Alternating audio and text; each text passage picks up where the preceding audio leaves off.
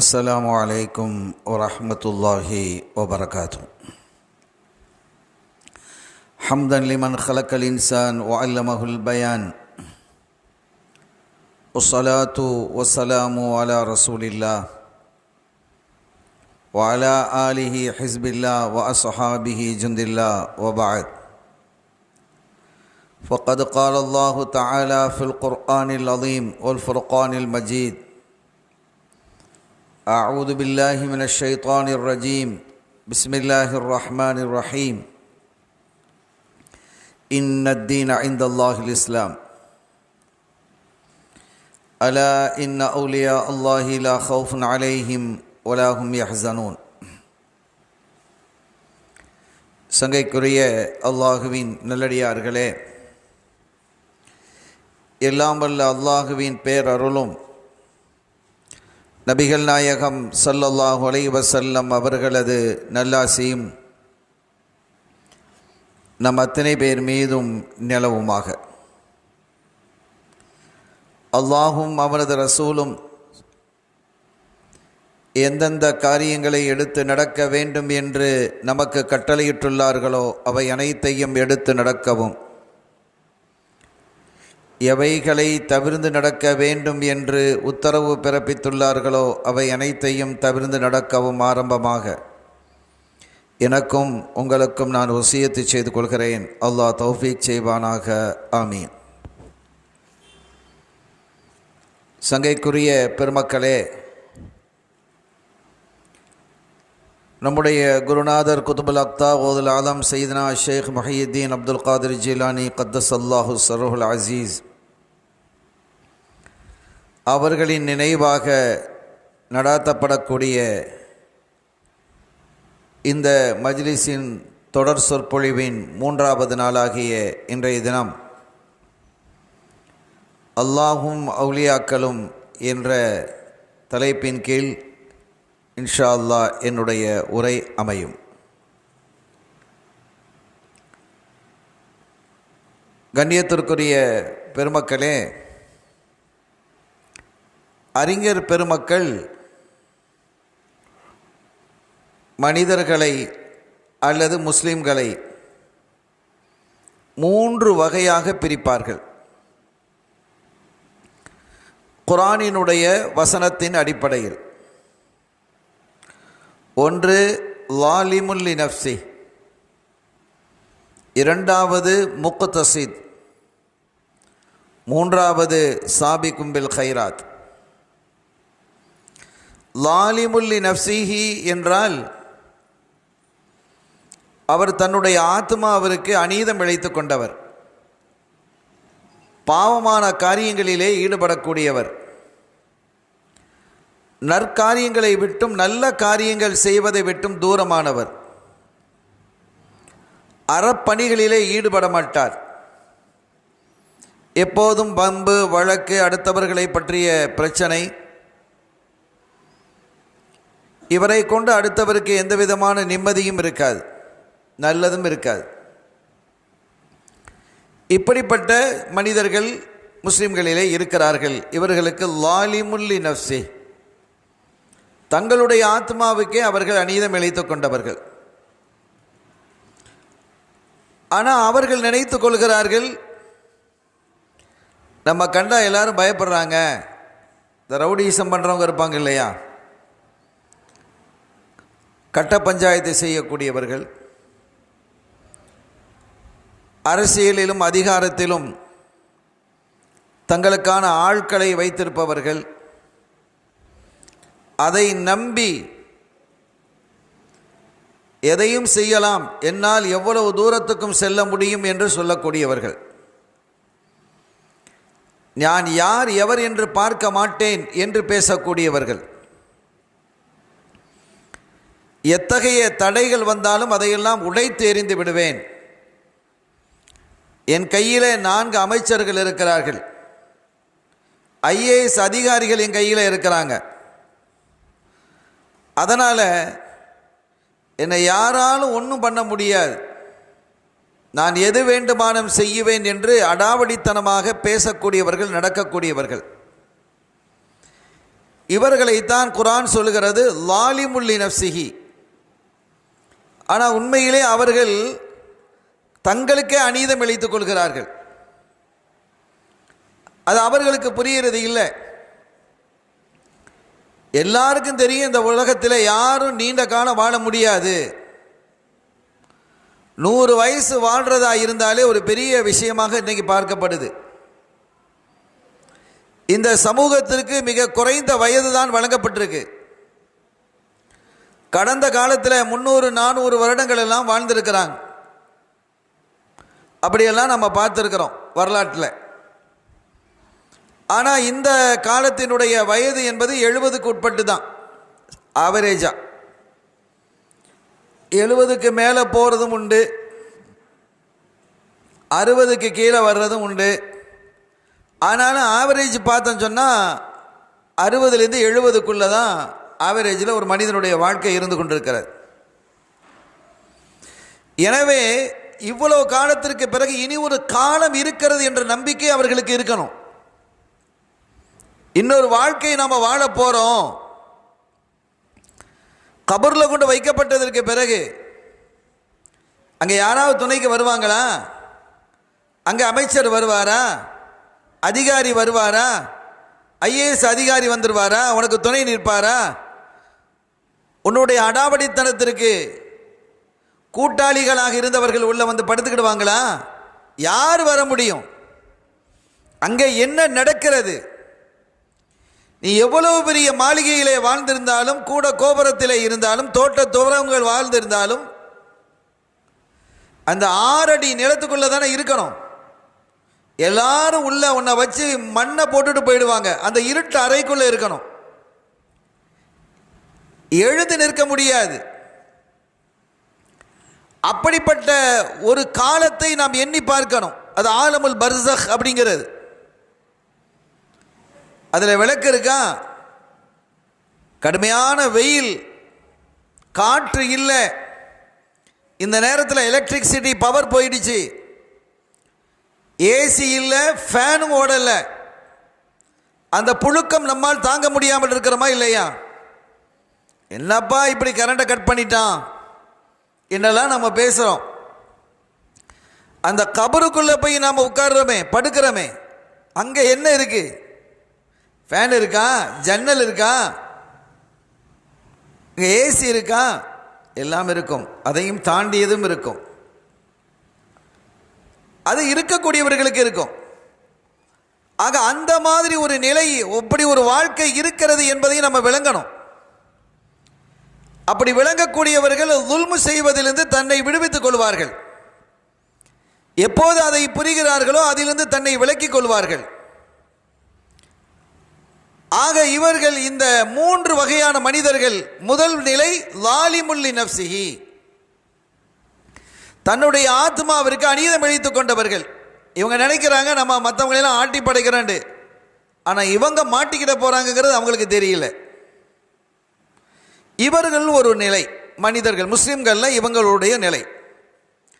இரண்டாவது நிலை யார் என்று சொன்னால் முக்தஸித், நடுநிலையாளர்கள். வம்பு வழக்கெல்லாம் போக மாட்டாங்க, பெருசாக பேணுதல்னு இருக்காது, நடுநிலையாக இருப்பாங்க. வணக்க வழிபாடுகளிலே ஃபர்லான காரியங்களை செய்வாங்க. ஐவேளை தொழுகைகளை தொழுவாங்க. ஜக்காத்தை ஒரு கணக்கு பார்த்து ஓரளவு கொடுத்துருவாங்க. ரமலானில் நோன்பு வைப்பாங்க. ஏதோ வியாபாரங்களை பண்ணுவாங்க. ஹலால் ஹராமை பேணிக்கிடுவாங்க. தப்பான வழிகளுக்கு செல்ல மாட்டாங்க. தவறான வழியிலே சம்பாதிக்க மாட்டாங்க. பொய் புரட்டுகளை செய்ய மாட்டார்கள். இப்படிப்பட்டவர்களை முக்தஸித் என்று சொல்லுவது. இவர்கள் நல்லவர்கள் தான். கண்மணி ஸல்லல்லாஹு அலைஹி வஸல்லம் அவர்களிடத்தில் ஒரு மனுஷர் வர்றார். வந்து யாரை சொல்லலாம், நான் ரொம்ப தூரத்திலிருந்து வர்றேன், அடிக்கடி இங்கே வர முடியாமல் போயிடும், எனக்கு நான் என்ன இபாதத்து செய்யணுங்கிறத எனக்கு சொல்லித்தாங்க. ஏன்னா நம்ம தூரத்திலிருந்து வர்றோம்.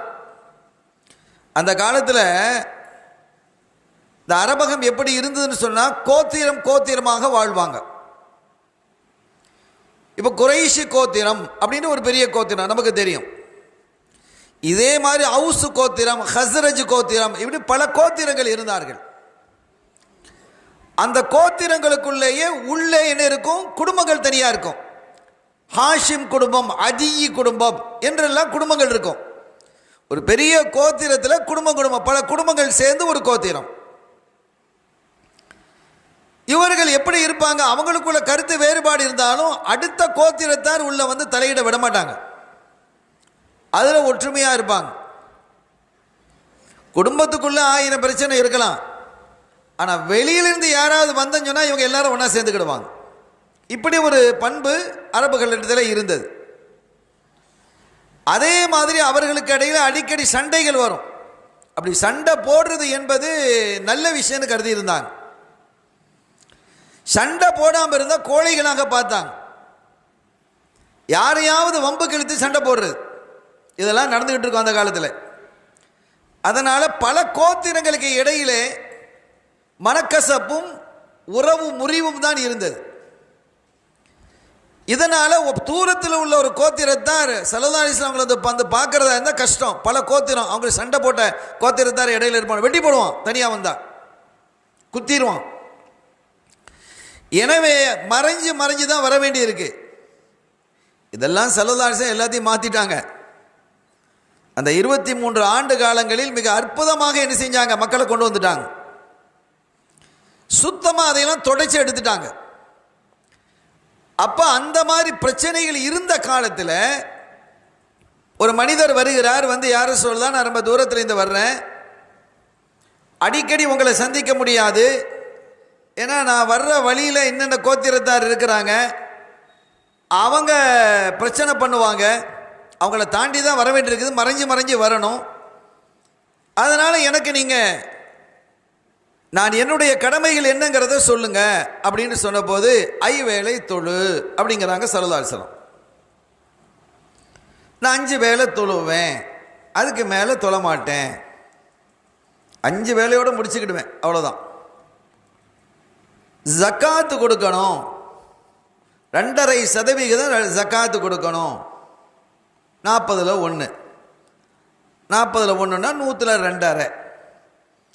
நான் அந்த 2.5% ஜக்காத்து கொடுப்பேன், அதுக்கு மேலே கொடுக்க மாட்டேன். ரமலானில் ஒரு மாதம் நோன்பு வைக்கணும், நான் நோன்பு வைப்பேன், ரமலானில் நோன்பு வைப்பேன், அது இல்லாமல் சுன்னத்தான நோன்புகள்லாம் பிடிக்க மாட்டேன்.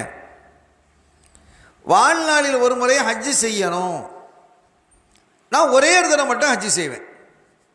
எல்லாம் அந்த ஃபர்தில் ஏன் நின்றுக்கிறார் சொல்லிட்டு நான் இது சரியான முறையில் நடப்பேன் அப்படின்ட்டு சொல்லிட்டு போயிட்டார். திரும்பி அவங்க புறப்பட்டு போகிறாங்க. போகும்போது ஸல்லல்லாஹு அலைஹி வஸல்லம் சொல்கிறாங்க, நீங்கள் ஒரு சொர்க்கவாதியை பார்க்கணுன்னா இவரை பார்த்துக்கங்கிறாங்க.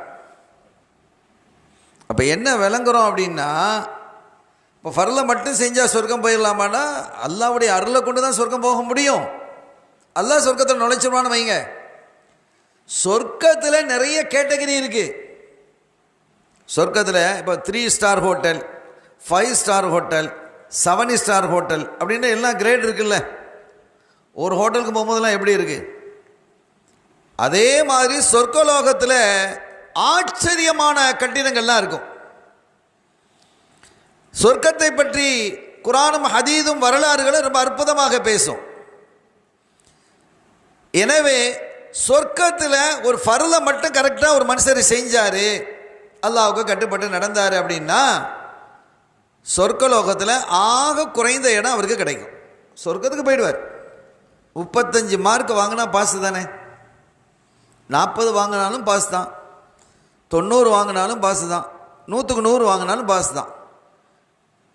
இப்போ ஒரு 8th ஸ்டாண்டர்ட் ஒருத்தர் படிக்கிறாரு, ஒரு பையன் எல்லா சப்ஜெக்ட்லேயும் 100 மார்க் வாங்கியிருக்கிறான், 98, 99, 100 வாங்கியிருக்கிறான். 8th ஸ்டாண்டர்ட் படித்தான், அவன் 9th போயிடுவான். இன்னொரு பாய் 35, 36, 37 வாங்கியிருக்கிறான், இவரும் 9th போவார்ல. இப்போ 2 பேரும் போவாங்க தான், ஆனால் 2 பேருடைய நிலையும் ஒன்றாண்டா இல்லை. அவர் ஏ கிரேடில் இருக்கிறார், டாப் கிரேடில் இருக்கிறார், இவர் அண்டர் கிரேடில் இருக்கிறார், ஆக குறைஞ்ச கிரேடில் இவர் இருக்கிறார். இது 8th 9th தெரியாது, மேல் படிப்புக்கு போகும்போது அதெல்லாம் தெரியுமா இல்லையா? இத்தனை மார்க்கை வாங்கியிருந்தா அவங்களுக்கு பணம் கட்டாமலேயே டாக்டர் சீட்டு கிடைக்கும், இன்ஜினியர் சீட்டு கிடைக்கும், அப்படிலாம் இருக்கு. அப்போ உலகத்திலே இப்படி இருக்கும்போது ஆகிரத்தில் எப்படி இருக்கும்? ஆக இந்த மனிதர் ஃபர்லை மட்டும் செய்யக்கூடியவர், ஹராமான காரியங்களில் ஈடுபடாதவர், பாவமான திசையின் பக்கம் திரும்பாதவர், நல்ல ஒழுக்கத்தோடு நடக்கக்கூடியவர், தவறுகள் ஏதாவது செய்தால் தவறை உணர்ந்து தௌபா செய்தவர், இப்படிப்பட்ட ஒரு மனிதரை தான் முக்தஸித், நடுநிலையாளர் அப்படின்னு சொல்றது. இது 2வது நிலை. முதல்ல உள்ளது லாலிமுல்லி நப்சிஹி சொல்லிட்டோம், 2வது முக்தஸித்னு சொல்லியிருக்கிறோம். 3வது சாபிகும் பில் ஹைராத், நல்லவைகளை கொண்டே முந்தி செல்லக்கூடியவர். எப்ப பார்த்தாலும் ஏதாவது ஒரு நலனை செய்து கொண்டே இருப்பார். தன்னிடம் இருந்து ஏதாவது ஒரு நல்ல காரியம் நடந்து கொண்டே இருக்கணும் என்று விரும்புவார். அவரிடமிருந்து எந்த தவறும் நிகழாது. யாருக்கும் அநீதம் இழைக்க மாட்டார், யாருடைய உள்ளத்தையும் புண்படுத்த மாட்டார், கடுமையான வார்த்தைகளால் பேச மாட்டார். அவருக்கு யாராவது அநீதம் இழைத்தால் அவரை மன்னிப்பார், அவர் கேட்காமலேயே மன்னிப்பார். அந்த அளவிற்கு எல்லா இபாதத்துகளையும் செய்வார். சுன்னத்து தானே என்று விடமாட்டார், சுன்னத்தல்லவா என்று எடுப்பார், சுன்னத்து என்று எடுத்துக்கொள்வார். உதாரணத்துக்கு ஒரு செய்தியை நான் உங்களுக்கு சொல்றேன், முன்னாலேயும் சொல்லியிருக்கலாம்.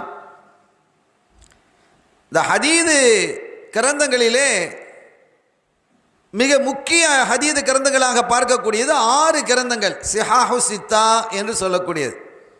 புகாரி, முஸ்லிம், நசை, இப்னு மாஜா, அபூதாவுது, திர்மிதி, இந்த 6 கிரந்தங்கள். இதுக்கு சிஹாஹு சித்தா, அது அல்லாமல் நிறைய இருக்கு, பைஹ இருக்குது, தப்ரானி இருக்குது, தாரகுத்னின்னு இருக்குது, எத்தனையோ ஹதீது, 100கணக்கான ஹதீது கிதாபுகள் இருக்குது. ஆனாலும் இந்த சமூகத்தில் உயர்வாக பார்க்கப்படக்கூடியது இந்த 6. அந்த 6ல் ஒன்று அபூதாவூது அப்படின்னு, இமாம் அபூதாவூத் ரஹ்மத்துல்லாஹி அலைஹி அவர்களால் கோர்வை செய்யப்பட்ட ஹதீது கிரந்தம், பிரபல்யமான கிரந்தம். இந்த அபூதாவூத் ரஹ்மத்துல்லாஹி அலைஹி ஒரு பயணம் போகிறாங்க கப்பலில். கப்பல்னு சொன்னால் அந்த காலத்தில் கப்பல் தூரத்தில் தான் நிற்கும், கரைக்கு வராது. கரைக்கு வந்தால் கரையில் சிக்கிக்கிடும், கரைக்கு வந்தால் சிக்கிக்கிடும். அதனால் அந்த கப்பலில் ஏறுறதாக இருந்தாலோ சரக்குகள் ஏற்றுறதா இருந்தாலோ படகுகளை ஏறி தான் அங்கே கொண்டு போகணும். அப்படி தான் முன்னால் இருந்தது. இப்போ அப்படி இல்லை. இப்போ கரைக்கே என்ன செஞ்சிடலாம், கரையவே என்ன செஞ்சிட்டாங்க, கடலுக்குள்ளே கொண்டு போயிட்டாங்க. அப்படி தானே? இப்போ நீங்கள் கடலையே என்ன செஞ்சாங்க, கடலை மூடி மூடி மூடி ஆழத்துக்கு என்ன செஞ்சுட்டாங்க, கொண்டு போயிட்டாங்க. கடலினுடைய ஆரம்ப பகுதி கரை, அது ஆழமாக இருக்காது, அது உள்ளே போக போக தான் ஆழமாக இருக்கும். அந்த ஆழமான பகுதியில் தான் கப்பல் நிற்க முடியும், இல்லைன்னா கரை தட்டிடும். கப்பலை ஓட்ட முடியாது. கப்பலை தள்ள முடியுமா, காரை தள்ளுற மாதிரி.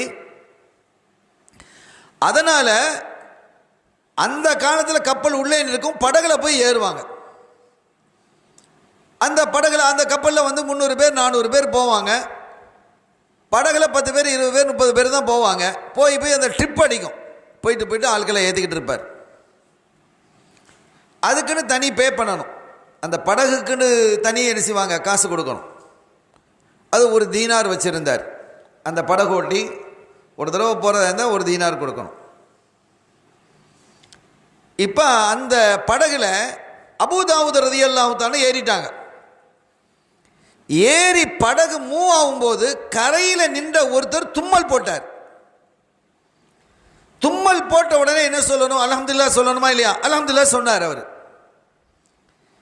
அப்போ அதை கேட்குறவங்க என்ன செய்யணும், யர்ஹமுக்கல்லாஹ்னு சொல்லணும், அல்லாஹ் உங்களுக்கு ரஹ்மத் செய்வானாக அப்படின்னு சொல்லுவாங்க. இதெல்லாம் சயின்டிஃபிக்காக நிறைய விஷயங்கள் இருக்குது, நான் அதுக்குள்ளே போகலை. ஸல்லல்லாஹு அலைஹி வஸல்லம் ஒவ்வொரு காரியத்தையும் இந்த உம்மத்தினுடைய பாதுகாப்புக்காக, ஆகிரத்தினுடைய நலனுக்காகவும், துனியாவினுடைய ஆரோக்கிய வாழ்வுக்காகவும் சொல்லி தந்தவங்க. அதனால் அந்த செய்திகள் விரிவு என்பதால் நான் அதை விட்டுவிட்டு இந்த தலைப்புக்கு மட்டும் நான் வர்றேன். எதையும் சுன்னத்து தானே என்று விடக்கூடாது, சுன்னத்தல்லவான்னு எடுக்கணும். இப்போ அவர் தும்மல் போட்டு அல்ஹம்துலில்லாஹ் அப்படின்னு சொல்லிட்டா இது யார் காதில் விழுது? அபூதாவூத் ரஹ்மத்துல்லாஹி அலைஹி அவங்க காதில் வந்து விழுது. இப்போ இவங்க இரஹமுக்கல்லான்னு சொல்லணும். இவங்க சொல்கிறது அவருக்கு விளங்கணும், நம்ம வாய்க்குள்ளே சொல்லக்கூடாது. யார் அல்ஹம்துலில்லாஹ் சொன்னாரோ தும்மல் போட்டாரோ அவருக்கு விளங்குற மாதிரி இரஹமுக்கல்லா அப்படின்னு என்ன அர்த்தம்? அல்லாஹ் உனக்கு ரஹமத்து செய்வானாக. அப்போ உனக்குன்னு பேசும்போது விளங்கணுமா இல்லையா?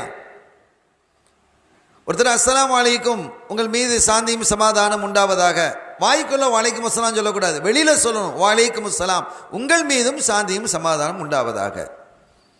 அப்போ நேராக பேசுவது என்று இருக்கு. எனவே என்ன செய்யணும் அப்படின்னா இரஹமுக்கல்லான்னு சொல்லணும். படகு மூவ் ஆயிடுச்சு. படகு மூவ் ஆகும்போது அந்த தண்ணியில் போகக்கூடிய சப்தம், இந்த சத்தத்தில் சில பேருக்கு சப்தம் நல்ல உயர்வாக இருக்கும், லேசாக பேசினாலும் மைக்கே தேவையில்லாமல் சில பேர் பேசுவாங்க, அவங்க சப்தமே மைக்கு மாதிரி இருக்கும். சில பேர் மைக்கில் பேசினாலே விளங்காது. இப்படி ஒவ்வொருத்தருக்கும் அல்லாஹ் தஆலா ஒரு தொண்டையினுடைய தன்மையை கொடுத்துருக்கிறான், தொனியினுடைய தன்மை அது. அபூதாவூத் ரஹ்மத்துல்லாஹி அலைஹி அவங்க இப்போ இரஹமுக்கல்லாஹ் என்று சொன்னால் அவருடைய காதில் விழாது. அல்ஹம்துலில்லாஹ் விளங்கிடுச்சு, இரஹமுக்கல்லாஹ் விளங்காது. ஒன்றும் சொல்லலை, அவங்க அமைதியாக இருந்துட்டாங்க. படகு போய் கப்பலில் சேர்ந்துட்டு கப்பலில் மற்றவங்களாம் ஏறிட்டாங்க, இவங்க மட்டும் ஏறலை. என்ன ஏறலையான்னு படகோட்டி கேட்குறார். இல்லை, என்னை திருப்பி கொண்டு போயிட்டு தான் அடுத்த ட்ரிப்பில் கொண்டு வந்து விட்டுருப்பா, அப்படின்னா கூட ஒரு திர்ஹம் நீங்கள் தீனார் தரணும் அப்படிங்கிறார். ஒரு தீனார் நீங்கள் திருப்பி தரணும் அப்படின்னு. நான் தர்றேன். போயாச்சு. திருப்பி போய் படகுலேருந்து கீழே இறங்கி மற்ற ஆட்கள் ஏறுறாங்க, அடுத்த ட்ரிப்புக்குள்ள ஆட்கள் ஏறுறாங்க. இவன் நான் போய் ஒரு நிமிஷத்தில் வந்துடுறேன்னு சொல்லிட்டு அந்த மனிதர் அங்கே தான் நிற்கிறார். அந்த தும்மல் போட்ட மனிதர்கிட்ட போய் இரஹமுக்கல்லாஹ் அப்படிங்கிற எப்படி இருக்கும் கொஞ்சம் யோசிச்சு பாருங்க. இந்த ஒரு சுன்னத்தை பேணனுங்கிறதுக்காக வேண்டி ஒரு தீனாரையும் கொடுத்து அந்த நேரத்தையும் செலவழித்து போயிட்டு திருப்பி வர்றாங்க. இதெல்லாம் ஒரு வேலையா அப்படின்னு நம்ம பார்க்கக்கூடிய காலம் இது. இப்போ எவ்வளோ பெரிய பேணுதல். அப்போ என்ன அப்படின்னு கேட்டால் அவரும் துஆ செய்வாங்களா இல்லையா? அப்போ அந்த மாதிரி செய்யும்போது யஹ்திகல்லாஹ் வ யுஸ்லிஹ் பாலக், அல்லாஹ் உங்களுக்கு ஹிதாயத்தை தருவானாக, உங்களுடைய காரியங்களை எல்லாம் சீராக ஆக்கி வைப்பானாக அப்படின்னு ஒரு துஆ செய்கிறது இருக்குது. அதை அவர் செய்கிறார். அவர் விளங்கிக்கிட்டார், அந்த மனிதன் விளங்கிக்கிட்டார். என்னன்னா இது எப்போ தும்மல் போட்டு அல்ஹம்துலில்லாஹ்னு சொன்னேன், எப்போ வந்து இரஹமுக்கல்லாஹ்னு சொல்கிறேன் அப்படின்னு இந்த காலத்தில் கேட்டுருவான். அவரும் ஒரு நல்ல மனிதனாக இருக்க போய் அவர் அதை வாங்கி கொண்டு அந்த துஆவை வாங்கி கொண்டு, கிடைக்கிறது துஆ இல்லவா, அவர் திருப்பி ஒரு துஆ செய்தார், யஹ்திகல்லாஹ் வ யுஸ்லிஹ் பாலக் அப்படின்னு சொல்லிட்டு இவங்களும் படகுல ஏறி கப்பலில் வந்து ஏறிட்டாங்க. ஒரு தீனாரை கொடுத்துட்டாங்க, முடிஞ்சுது. இதுக்கு மேலே தான் கிளைமாக்ஸே இருக்குது. அன்றைக்கி ராத்திரி எல்லாரும் சாப்பிட்டுட்டு படுக்கிறது ஆயத்தமாக இருக்கும்போது ஒரு சப்தம் ஒன்று கேட்குது, அசரீரி, அதுக்கு பேர் அசரீரிம்பாங்க. சப்தம் கேட்குது. இஸ்தரா அபு தாவூத் அல் ஜன்னதா பிதீனாரின் வாஹிதின். அபூ தாவூத் ஒரு திர்ஹத்திற்கு சொர்க்கத்தையே வாங்கிட்டார். என்ன ஆச்சரியம் பாருங்க. ஒரு திர்ஹத்துக்கு, ஒரு தீனாருக்காக, தீனாரின் வாஹிதின், ஒரு தீனாருக்கு அபூ தாவூத் சொர்க்கத்தையே வாங்கிட்டார் அப்படின்றது எப்படி இருக்கும் யோசிச்சு பாருங்க. ஒரு சுன்னத்தை பேணக்கூடிய விஷயத்திலையும் கூட கவனமாக இருப்பார்கள். அவர்கள் தான் சாபிக்கும் பில் ஹைராத், மூன்றாவது அந்தஸ்தில் உள்ளவங்க. இவங்க தான் அவுலியாக்கள். இத்தகையவர்கள் தான் அவுலியாக்கள். அந்த கூட்டத்தில் ரப்புல் ஆலமீன் அல்லாஹ் என்னையும் உங்களையும் சேர்த்து வைப்பானாக. அருமையான பெருமக்களே, அவுலியாக்கள் என்றால் அல்லாஹ்வின் மீது முழுமையான நம்பிக்கை வைத்தவர்கள். அலா இன் அவுலியா அல்லாஹி லா ஹவுஃபுன் அலைஹிம் வலா ஹும் யஹ்ஸனூன். அவங்க பயப்படவும் மாட்டாங்க, கடந்த காலத்தில் ஏற்பட்டவைகளை பற்றி கவலைப்பட்டு கொண்டு இருக்க மாட்டாங்க. எல்லாமே கல்லா கதர், அல்லாஹ் நாடியது நடக்குது அப்படின்னு ஒரு முடிவுக்கு வந்துடுவாங்க. இப்போ அல்லாஹ்வுடைய பெரிய கருணையில் உள்ளது மறக்கிறது, மறதியும் ஒரு அல்லாஹ்வுடைய கருணை தான். இப்போ உதாரணத்துக்கு வச்சுக்கோங்க, நமக்கு பிரியமான ஒருத்தர், ரொம்ப ரொம்ப பிரியமான ஒருத்தர், மனைவி, தாயார், தந்தை எல்லாம் பிரியமானவங்க தானே. நம்ம பிள்ளை எப்படின்னு வச்சுக்கோங்க, ரொம்ப ரொம்ப பிரியம். மௌத்தாயிட்டாங்க, கவலையாக இருக்குமா இல்லையா? அதோட நம்மளும் மௌத்தாயிடுவோமா? மௌத்தாகிறது இல்லை. அந்த முதல் நாள் கவலை இரண்டாவது நாள் இருக்குமா? இரண்டாவது நாள் கவலை மூன்றாவது நாள் இருக்குமா? மூன்றாவது நாள் கவலை 30வது நாள் இருக்குமா? 3 வருஷம் கழிச்சு இருக்குமானா இருக்காது. அப்ப அல்லாஹ் வழங்கி இருக்கக்கூடிய ஒவ்வொன்றும் நியாமத்து தான் அப்படிங்கிறத விளங்கிக்கிடணும். அதை விளங்கியவர்கள் தான் யார்? அவுலியாக்கள். அல்லாஹ்வினுடைய கலா கதிர், அவன் எதை தீர்மானித்தாலும் அதை அப்படியே அங்கீகரிக்கக்கூடிய பண்பு மிக்கவர்களாக அவங்க இருப்பாங்க. அல்லாஹ்வுக்கு என்று ஒரு விருப்பம், தனக்கு என்று ஒரு விருப்பம் இருக்கக்கூடாது என்று நடக்கூடியவர்கள். அல்லாஹ்வின் விருப்பமே எனது விருப்பம், அல்லாஹ் எதை விரும்புகிறானோ அதையே நான் விரும்பணும் அப்படின்னு விரும்பக்கூடியவர்கள் தான் அவுலியாக்கள். எனவே அல்லாஹ்வின் மீது முழுமையான தவக்கல் வைத்து விடுவார்கள். அல்லாஹ்வினுடைய அந்த கலா கதரை அப்படியே கபூல் செய்வார்கள். அவங்களுக்கு என்ன சோதனைகள் வந்தாலும் சரி, அவங்க என்ன செய்ய மாட்டாங்க, தளர்ந்து விட மாட்டாங்க. அல்லாஹ்வினுடைய விருப்பம் அல்ஹம்துலில்லாஹ் அப்படின்னு இருந்துருவாங்க. எதற்கெடுத்தாலும் அல்ஹம்துலில்லாஹ்னு அவங்க பொருந்தி போகக்கூடிய ஒரு பண்பு மிக்கவர்களாக இருப்பாங்க. இப்போ நம்முடைய வாழ்க்கை அப்படி இல்லையே, குறைகளை பேசிக்கொண்டே இருக்கிறோம். எவ்வளவு நம்ம அறியாமலேயே ரப்பை குறை சொல்கிறோம், அல்லாஹ்வை குறை சொல்லிக்கிட்டு இருக்கிறோம். எப்படி அல்லாஹ்வை குறை சொல்கிறோம்? ஆனால் நமக்கு தெரியறது இல்லை, நம்ம அல்லாஹ் குறை சொல்கிறோம்னு நினைக்கிறது இல்லை. ஆனால் உண்மையிலேயே அது அல்லாஹ்வை குறை சொல்கிறது தான். மழை பெய்யலை, மழை பெய்ய வேண்டிய காலத்தில் மழை பெய்யலை. மழை பெய்யலைன்னா கொஞ்சம் நோய்கள் அதிகமாகும், விலைவாசிகள் கொஞ்சம் கூடும். பயிர் பச்சைகள் செழிக்கவில்லை என்றால் இயல்பாக என்ன செய்யும், விலைவாசி ஏறும். அப்போ என்னப்பா மழையே பெய்ய மாட்டேங்குது அப்படின்னு நம்ம சொல்கிறோன்னு வைங்க. இப்படி சொல்வதும், கடுமையான வெயில் அடிக்குது, என்ன வெயில் அடிக்குது, ஒரே வெயிலாக இருக்குது, தாங்க முடியல, என்னப்பா இந்த ஊர், என்னப்பா இந்த காலம், அப்படிலாம் நம்ம சொல்கிறோமா இல்லையா? இதெல்லாம் அல்லாஹுவை குறை சொல்வது. அல்லாஹுக்கு தெரியுமா இல்லையா எப்போ மழை பெய்ய வைக்கணும், எங்கே பெய்ய வைக்கணும், எவ்வளவு பெய்ய வைக்கணும், அவனுக்கு தெரியும். எனவே எதையும் பொருந்தி கொள்ளக்கூடிய பண்பு மிக்கவர்களாக நம்ம மாறணும். இந்த சின்ன விஷயத்தை கூட நம்மளால் பொறுக்க முடியல. சரி, நம்ம பேசிட்டோம், மழையே வரல, என்ன மழை வரல, வந்துடுமா, அதனால என்ன பிரயோஜனம்? அப்படி பேசுனதுனால என்ன பிரயோஜனம்? யோசிங்க, ஒரு பிரயோஜனம் கிடையாது. அல்லாஹ்வை குறை சொன்னதான் இருக்கு. அல்லது மழையா பெய்ஞ்சுக்கிட்டே இருக்குது, ஒரு காரியம் செய்ய முடியல, மழையா கொட்டிக்கிட்டே இருக்கு, ஒரு வேலையும் செய்ய முடியலப்பா அப்படின்னு சொல்றதும் குறை சொல்றது இல்லையா? அவனுக்கு, அவன் படைத்தவன், அவனுக்கு தெரியும் எங்கே எப்போ எவ்வளவு பெய்ய வைக்கணும், எவ்வளவு வெயில வைக்கணும் அப்படிங்கிறதெல்லாம் அவனுக்கு தெரியும். அதை விட்டுட்டு இப்படியெல்லாம் பேசுவது என்பது அல்லாஹ்வை குறை சொல்வதாக ஆகிவிடும். இந்த வார்த்தைகள் எதுவுமே அவங்க பேச மாட்டாங்க. கடுமையான வெயில் அடித்தாலும் அல்ஹம்துலில்லாஹ், அவங்க மனோநிலையும் அப்படி தான் இருக்கும். கடும் மழை பெய்தாலும் அல்ஹம்துலில்லாஹ், புயல் அடித்தாலும் அல்ஹம்துலில்லாஹ், அவங்களுக்கு வறுமை வந்தாலும் அல்ஹம்துலில்லாஹ், செல்வம் வந்தாலும் அல்ஹம்துலில்லாஹ், எல்லா நிலையும் ஒன்று தான் அவங்களுக்கு. நமக்கு வரலாறு தெரியும், பல முறை இந்த இடத்துல பேசியிருப்பாங்க, எல்லா உலமாக்களும் பேசியிருக்கக்கூடிய ஒரு விஷயந்தான். இந்த செய்திக்காகவே ஒன்று சொல்கிறேன். ஓதுல் ஆலம் முஹைதீன் அப்துல் காதிர் ஜீலானி கத்தஸல்லாஹு ஸல்லல்லாஹு அலைஹி வஸல்லம் மக்களுக்கு நசீஹத் பண்ணிக்கிட்டு இருக்கிறாங்க. அல்லாஹ் அவருக்கு பெரிய செல்வத்தை கொடுத்துருந்தான், சொந்தமாக கப்பல் ஓடிச்சு, சொந்தமாக அவங்களுக்கு கப்பல் இருந்துச்சு.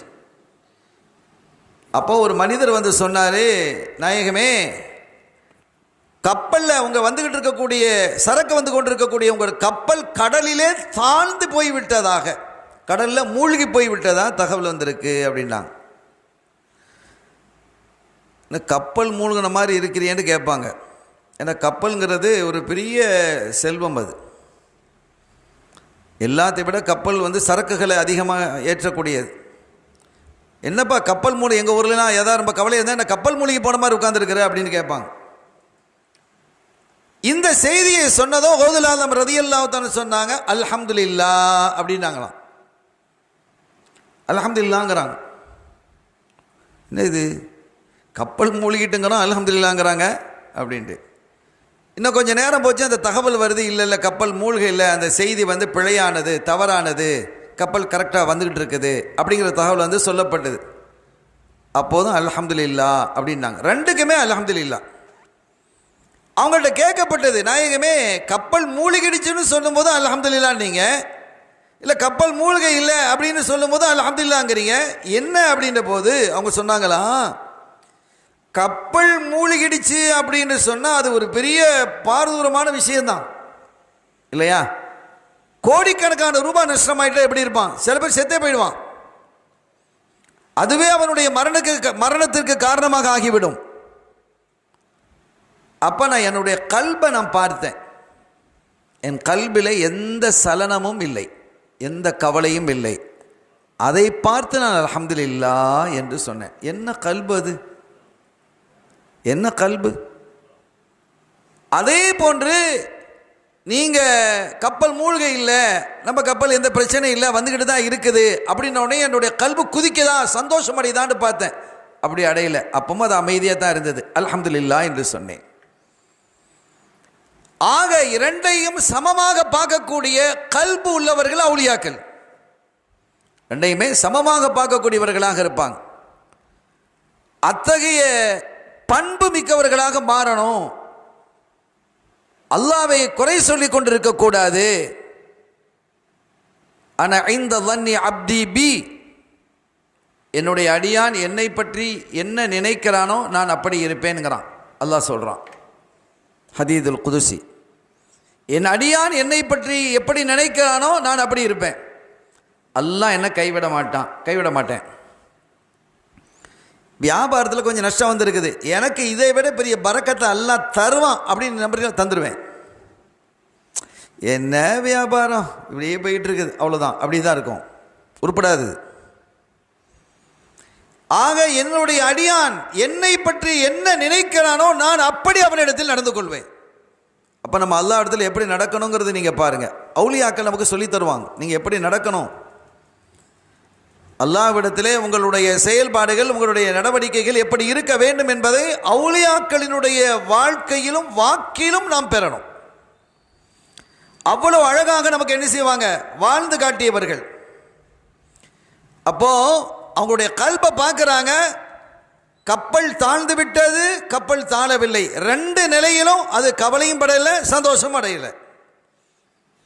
இப்படி ஒரு மனோநிலை அவர்களுடைய நிலையில் இருந்தது. அந்த நிலை வந்துவிட்டால் எந்த நஃப்ஸில் ஆசை இல்லையோ, அடக்குமுறை இல்லையோ, அட்டூழியத்தனம் இல்லையோ, அந்த கல்பில் அல்லாஹ் வந்து விடுவான். கல்புல் முஃமினி அர்ஷுல்லாஹ், அல்லாஹ்வுடைய அரிஷ் எது? கல்புல் முஃமினி, முஃமினுடைய கல்பு, இதயம். எல்லாருடைய இதயமா என்றால் அந்த கல்பு இப்படி இருக்கணும். அப்போ அவன் குத்தூஸ், பரிசுத்தமானவன். இந்த நோய்கள் என்று சொல்லக்கூடிய, இதய நோய்கள் என்று சொல்லக்கூடிய பொறாமை, கயமைத்தனம், கேடுகட்ட எண்ணம், இவைகளெல்லாம் இருக்கக்கூடிய இடங்கள் அல்லாஹ் வந்து இருப்பானா? ஆகவே யார் தங்களுடைய கல்பை பரிசுத்தப்படுத்திக் கொள்கிறார்களோ அவர்களுடைய இதயத்தில் ரப்புல் ஆலமீன் அல்லாஹ் ஜல்ல ஷானஹு வ தஆலா அவன் குடிபெயர்கிறான் என்பதை பெருமக்கள் நமக்கு சொல்லி காட்டுறாங்க. கண்ணியத்திற்குரிய பெருமக்களே, இவர்களை குறித்து, அவுலியாக்களை குறித்து நிறைய ஹதீதுகள் இருக்கிறது. ஸல்லல்லாஹு அலைஹி வஸல்லம் சொல்லியிருக்கிறாங்க, கண்மணி நாயகம் ஸல்லல்லாஹு அலைஹி வஸல்லம் அவர்கள் சொல்லியிருக்கிறாங்க, அல்லாஹ்வும் நிறைய சொல்லியிருக்கிறான். இன்ன அவுலியாயி மின் இபாதி வ ஹிப்பாயி மின் ஹல்கி அல்லதீன யذ்குரூன பிதிக்ரி வ அذ்குருஹும் பிதிக்ரிஹிம். அவுலியாக்கள் இருக்கிறார்களே, அவர்கள் என்னுடைய நேசர்கள், என்னுடைய லவ்வர்ஸ், எனக்கு பிரியமானவங்க, என்னுடைய படைப்பில் உள்ளவங்க தான் எனக்கு பிரியமானவங்க. அவர்கள் எப்போதும் என்னையே நினைவு கூர்ந்து கொண்டிருப்பார்கள். அல்லாஹ்வினுடைய திக்கரை விட்டு, சிந்தனையை விட்டு அவங்க வெளியில் வரமாட்டாங்க. எப்பவும் அல்லாஹ்வை நினைத்து கொண்டே இருப்பாங்க. ஒரு பொருத்தமற்ற ஒரு உதாரணம் தான் என்றாலும் கூட நமக்கு புரியறதுக்காக நான் சொல்கிறேன். ஒரு இளைஞன் ஒரு பெண்ணை லவ் பண்ணுறான். இந்த பைத்தியம் பிடிச்சிரும். அப்படி நேசிக்க ஆரம்பித்தா என்ன செஞ்சிடும்? அவனுக்கு அத்தாவும் தெரியாது, அம்மாவும் தெரியாது. அந்த பொண்ணுக்கும் அப்படி தான். தன்னுடைய இவ்வளோ காலம் வளர்த்து, தன்னுடைய இரத்தத்தையே அமுதாக பாலாக ஊட்டி, தன்னுடைய உழைப்பையெல்லாம் அந்த பிள்ளைக்காக செலவழித்து, படிக்க வைத்து, ஆளாக்கி, பக்குவப்படுத்தி, உயர்தரமான ஒரு வேலையை வாங்கி கொடுத்து இந்த மாதிரி காரியங்கள்லாம் செய்ததற்கு பிறகு எங்கேயாவது இந்த லவ்வுன்னு ஒன்று வந்ததுன்னு வைங்க, அவ்வளோதான், கவ்வு தான். தாய் தகப்பர்களை கூட அவன் சிந்திக்கிறது இல்லை. எத்தனை அம்மா வேணுமா, அத்தா வேணுமா, ஒருத்தரும் வேணாம். எனக்கு 18 வயசு ஆயிடுச்சு. நான் மைனர் இல்லை, நான் மேஜர். என்ன மண்ணாங்கட்டி மேஜர். நாளைக்கு ஒம்புள்ள ஒன்றை தூக்கி போட்டுட்டு போயிடும். பார்க்கிறோமா இல்லையா? அப்போ இந்த மாதிரி சாதாரணமாக இந்த அழிந்து போகக்கூடிய, நான் கேட்குறேன், அந்த நீ ஒரு பெண்ணை நீ விரும்புகிறா, அந்த பெண்ணுக்கு திடீர்னு ஒரு நோய் ஏற்பட்டது, முகமெல்லாம் அலர்ஜியாகி அசிங்கமாக போயிடுச்சு. அந்த பெண்ணை நீ திரும்பி விரும்புவியா? உன் மனசு மாறிடும் இல்லை? சரி, என்ன அப்படின்னு கேட்டால், அந்த மாதிரி நேசிக்க ஆரம்பித்தால் இந்த காலேஜுக்கு போகிறவங்க அவங்க இவங்க இந்த மாதிரி உள்ள போகும்போது அந்த பிள்ளைகளினுடைய இந்த நடவடிக்கைகள் கேவலம் ஒரு அசிங்கமான இந்த ஒரு நட்பு ஏற்பட்டு முற்றிலுமாக தன்னுடைய தாய் தகப்பர்களை திறந்து விட்டு அவங்களோட மணிக்கணக்காக பேசுறது. ஃபோனில் பேசினா பேசுவாங்க. சுமாரதான். எப்போ அவனுக்கு யாராவது ஒரு ஃபோனை போட்டால் பிஸின்னு வருது. என்ன பிஸி? யாரோட இவன் பேசிக்கிட்டு இருக்கிறான்? இப்படி லாங் டைமாக பேசிக்கிட்டு இருந்தாலே நம்ம ஓரளவு விளங்கிக்கிடலாம். அப்போ சாதாரணமாக இந்த அழிந்து போகக்கூடிய, நாற்றம் பிடித்து போகக்கூடிய கபூரில் வச்சுட்டா 2வது நாள் நாரி போயிடும். உடம்பு அப்படி இருக்குமா? நாரி போயிடும். இல்லை, அந்த நாற்றம் எடுக்கக்கூடிய இந்த உடம்பை நேசிக்கக்கூடிய ஒருத்தட்டை அவனுக்கே எல்லாத்தையும் மறந்துட்டு அம்மா அத்தாவை சகோதர சகோதரிகள் எல்லாத்தையும் விட்டுட்டு நம்ம நேசிக்கிறோம் அப்படின்னு சொல்லி இருந்தா, அழியா ஜீவனாக இருக்கக்கூடிய அல்லாஹ்வை நேசிக்கிறதுங்கிறது எப்படி இருக்கணும்? அந்த நேசம் எப்படி இருக்கும்? அப்போ அந்த நேசத்தை உடையவர்களாக யார் இருப்பான் அப்படின்னா அவுலியாக்கள் இருப்பாங்க. அல்லாஹ்வின் மீது அப்படி முழு நம்பிக்கை வைப்பாங்க. இந்த உலகமும் நம்பிக்கை உலகம்தான். நம்பி தான் வாழ்கிறோம். ஒரு ஆளை நம்பி நம்ம வாழ்கிறோம். தந்தையை நம்பி பிள்ளைகள் வாழுது, மனைவி நம்பி கணவன், கணவனை நம்பி மனைவி. இந்த நம்பிக்கையெல்லாம் இருக்கும். ஆனால் ஒரு கட்டத்தில் அந்த நம்பிக்கை உடைஞ்சு போயிடலாம். அல்லாஹ் மீது வைக்கக்கூடிய நம்பிக்கை என்னைக்காவது விடையுமா? உமைய தவக்கல் அலல்லாஹி ஃபஹு ஹஸ்பு. யார் அல்லாஹ்வின் மீது நம்பிக்கை வைக்கிறார்களோ அவர்களுக்கு அல்லாஹ் போதுமானவன் என்று அல்லாஹ் சொல்கிறான். என்ன நம்பு, நீ ஒருபோது நீ கைவிடப்பட மாட்டாய். என் மேல நீ தவக்கல் வைத்து விட்டாயா, நம்பிக்கை வைத்து விட்டாயா? இப்போ ஒருத்தர் கஷ்டத்தில் இருப்பார், ஒரு நண்பர் சொன்னார், மச்சான் நீ ஒன்றும் யோசிக்காத, 2 மாசத்துல உனக்கு நான் விசா அனுப்புகிறேன், நல்ல ஜாப் எடுத்து அனுப்புகிறேன், நீ சவுதிக்கு வந்துடலாம், நல்ல சேலரி அப்படின்னு சொல்லுவான். நல்ல சேலரி கிடைக்கும், அருமையாக இருக்கலாம் அப்படின்ட்டு. இவன் பாஸ்போர்ட் அது எல்லாம் எடுத்து வச்சுட்டு உட்காந்துட்டு இருப்பான். அவனுடைய தகவலை எதிர்பார்ப்பான், மச்சான் அந்த வேலை கிடைக்கல மச்சான், நான் ரொம்ப எதிர்பார்த்தேன், முடியாமல் போயிடுச்சு. ட்ரை பண்ணியிருக்கலாம், கிடைக்காம போயிடுச்சு. நான் நினச்ச வேலை வேற ஒருத்தனுக்கு கொடுத்துட்டான். அப்போ நம்ம என்ன செய்ய முடியும்? அவன் ஒன்றும் துரோகம் செய்யலை, துரோகம் செய்யலாம். அவன் நமக்கு உண்மையிலேயே தர்றேன்னு சொல்லிட்டு அவனுக்கு வேற ஒருத்தன் தேவைப்பட்டது, அவனுக்கு சொந்தக்காரன், அவனை தூக்கியிருப்பான். அல்லது உண்மையிலேயே அவனுக்கு அந்த வேலை கிடைக்காம போயிருக்கலாம். ஆனால் அல்லாஹ்வின் மீது நீங்கள் நம்பிக்கை வைத்தால் அது அப்படி மாறுமா? மாறாது. ஒரு அற்புதமான வரலாறு உங்களுக்கு நான் சொல்கிறேன் பாருங்கள். உமர் ரலியல்லாஹு தஆலா அன்ஹு அவங்களுடைய ஆட்சி காலம். அவர்களுடைய ஆட்சி காலத்தில் அவங்கள பார்க்கறதுக்கு சில மனிதர்கள் வருவாங்க இல்லையா? வெளியூரில் இதெல்லாம் அமீருல் மோமினீனை பார்க்கறதுக்கு வருவாங்க. சாதாரணமாக வட்டம் மாவட்டத்தை பார்க்குறதே பெரிய பாடாக இருக்கும். அவருக்கு செக்யூரிட்டின்னா அது என்ன, இது என்ன, Z+ பாதுகாப்பு, அந்த பாதுகாப்பு என்னெல்லாமோ வச்சுருக்கிறாங்க. எல்லாம் இந்த துனியா. அமீருல் மோமினீன் ரோம சக்கரவர்த்தியே பேரை கட்ட நடுங்கிறார். அவ்வளோ பெரிய ஆற்றல் மிக்க அமீருல் மோமினீன் உமர் ரலியல்லாஹு அன்ஹு அவர்கள் சந்திக்கிறதுக்கு பார்க்கறதுக்கு நிறைய பேர் வருவாங்க. வந்து பேசிட்டு போவாங்க. அவர்களுக்கு அறிமுகப்படுத்தப்படும், இவர் இந்த ஊர்லேருந்து வந்திருக்கிறாரு, இந்த ஊர்லேருந்து வந்திருக்கிறாரு, உங்களை பார்க்கணும், உங்களை பேசணும், ஒரு கோரிக்கைகள் வைக்கணும். எல்லாருக்கும் நேரத்தை ஒதுக்கி அவங்க பார்ப்பாங்க, மக்களை சந்திப்பாங்க. ஒரு மனிதர் வந்தார். தோளில் ஒரு புள்ளையும் போட்டு வச்சிருக்கிறார், ஒரு பையனையும் போட்டுக்கிட்டு தோளில் சுமந்துக்கிட்டு வர்றார். அந்த பையனையும் பார்க்குறாங்க, அந்த பையன் அத்தாவையும் பார்க்குறாங்க, அப்பாவையும் பார்க்குறாங்க. பார்த்துட்டு சொன்னாங்க, உமர் ரலியல்லாஹு தஆலா அன்ஹு, என்னப்பா இது ஆச்சரியமாக இருக்குது, அச்சு அசல அப்படியே இருக்கிறான் அந்த பையன், உன்னை போல இருக்கிறான். உன்னை பார்த்தா அவனை பார்க்க தேவையில்லை, அவனை பார்த்தா உன்னை பார்க்க தேவையில்லை. இந்த காக்கை இருக்கு பாருங்க, அதை தான் உதாரணம் காட்டுறாங்க. காக்கை மாதிரி இருக்கிறீங்க ரெண்டு பேரும், கருப்பாக இருக்கையில். காக்கை வந்து எப்படி இருக்குன்னா, ஒரு காக்கை வந்து உட்காந்துருக்குன்னு வைங்க. ஆனால் வந்து ஒரு காக்கை உட்காந்துது, ஒரு காகம், ஒரு குரோ வந்து உட்காந்துருக்கு.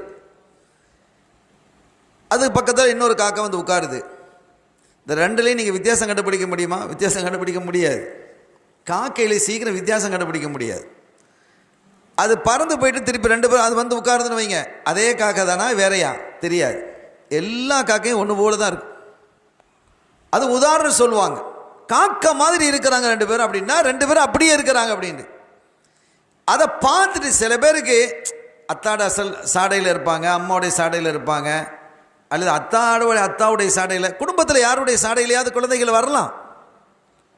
ஆனால் இது வந்து எப்படி இருக்குன்னா அப்படியே இருக்கு. ஆனால் சின்ன பிள்ளை ஒரு பெரியாள், அவ்வளோதான். ஆச்சரியமாக இருக்கிறதே என்று அப்படி பார்த்து ஆச்சரியப்பட்டு போயிட்டாங்க. அப்போ அவர் வந்தவர் சொன்னார், யமன்லேருந்து வந்திருக்கிறார், அமீருல் மோமினீன், இந்த புள்ள ஒரு மையத்துக்கு பிறந்த புள்ள அப்படின்றார். மையத்துக்கு மௌத்தா போன ஒரு பெண்ணுக்கு பிறந்த புள்ள அப்படின்னு சொன்னார். வைஹக் ஹத்திதினி, உட்காரு, என்னப்பா புதுசாக ஒரு கதை சொல்கிற நீ? மையத்துக்கு குழந்தை பிறகுமா? எங்கேயாவது மையத்துக்கு குழந்தை பிறகுமா?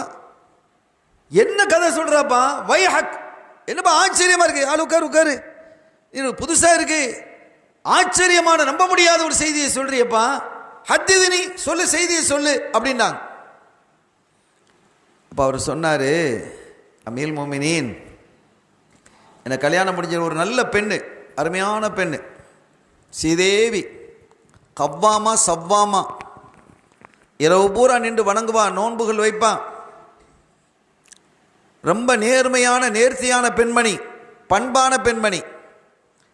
அப்படிப்பட்ட ஒரு பெண்மணி நான் கல்யாணம் முடிச்சு சந்தோஷமாக வாழ்ந்து வந்தோம். இப்போ இந்த நிலையில் யுத்தத்துக்கு போக வேண்டிய உங்களுடைய அறிவிப்புகள் வந்துகிட்டு இருக்குமா இல்லையா? அங்கே போகணுங்க பொண்ணு அறிவிப்பு கொடுப்பாங்க. அப்போ அந்தந்த ஊரில் உள்ள பொறுப்பாளர்களை கூப்பிடுவாங்க. நானும் அந்த யுத்த களத்தில் கலந்து கொள்றதுக்காக நான் புறப்பட்டேன். இப்போ என் மனைவிட்ட சொன்னேன், இந்தம்மா ஒரு யுத்த களத்திற்கு நான் போக வேண்டிய இருக்கு, நான் வந்து ஃபீஸபிலில்லா நான் போயிட்டு வர்றேன் அப்படின்னு சொல்லும்போது என் மனைவி சொன்னா, எங்கள் வயிற்றில் குழந்தை வளர்ந்துக்கிட்டு இருக்குதே, உங்கள் புள்ள வளர்ந்துக்கிட்டு இருக்க, குழந்தை உண்டாயிருக்கிறாங்க, இப்படி விட்டுட்டு போகிறீங்களே அப்படின்னு சொல்லும்போது நான் துவா செஞ்சேன், அஸ்தௌதிஉல்லாஹ மா ஃபீ பத்னிக், உன்னுடைய வயிற்றில் இருக்கக்கூடிய அந்த பிள்ளையை அல்லாஹ்விடத்திலே நான் ஒப்படைக்கிறேன், உன் வயிற்றில் இருக்கிற பிள்ளையை நான் அல்லாஹ்விடத்தில் ஒப்படைக்கிறேன் அப்படின்னு சொல்லிட்டு நான் போயிட்டேன். நானும் போய் யுத்த காலம்லாம் முடிந்து நான் என்ன செய்கிறேன், திரும்பி வரேன். யுத்த காலத்துக்கு போயிட்டால் தகவல் கொடுக்க முடியுமா? என்ன எப்படி? அவ்வளோ போனதான் வந்தால் வருது. அந்த காலத்தில் கடிதங்கள் இருந்ததா, ஃபோன் இருந்ததா, என்ன மெசேஜ்? ஒன்றும் கிடையாது, ஒரு தொடர்பும் இல்லை. போயிட்டு கொஞ்சம் காலம் கழித்து அவர் என்ன செய்கிறார், யுத்த காலத்துலேருந்து திரும்பி வர்றார்.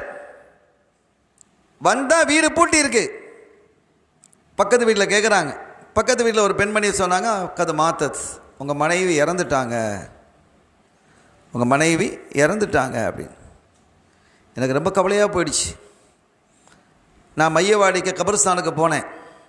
யாரோட? என்னுடைய சாச்சா மகன் அழைச்சிக்கிட்டு போனேன். எனக்கு கபர் தெரியணுமே, எங்கே அடைக்கிறதுக்குன்னு தெரியாதே. என்னுடைய சாச்சா மகன், சின்னாத்தா மகன், அவரை அழைத்து கொண்டு போனேன். அவர் ஒரு இரவு நேரம், அது அந்த கபரில் போய் உட்காந்து நான் அப்படியே கண்ணீர் வடிக்கிறேன், அழுதுகிட்டே இருக்கிறேன். ராத்திரி நேரம் ஆகுது.